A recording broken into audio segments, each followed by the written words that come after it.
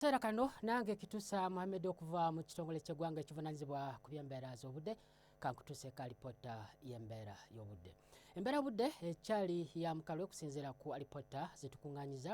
era ekifaananyi kya ssemugezi kitulaga nga waliwo empewo enkalu ezikutanga ziva eri ku sserwandula mpewo asanga beri mu ddungu ly'Obuwarabu obukiikakkono bwa Ssemazinga Africa okwolekera ensi yattu era ekyo kireseewo embeera y'obudde okubeerayo mukalwe ebitundu by'eggwanga ebisinga obungi era nga bwe tulaba ebitundu by'eggwanga ebisinga obungi omusana gujja kwakanga gukubakubamu mu biseera by'okumakya ssaako n'olweggulo so nga ate ebbugumu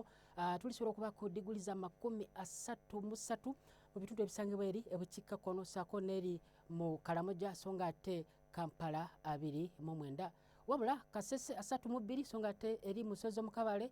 26 ate era bwe tulabako ku mbeera y'obudde mu kibuga Paris ssaako ne Tokyo tusubirawo olwandagirize so nga ate e Mombasa tusubira embeera y'obudde okubeera ekidedde ssaako n'omusana okutuuka ku diguli 30.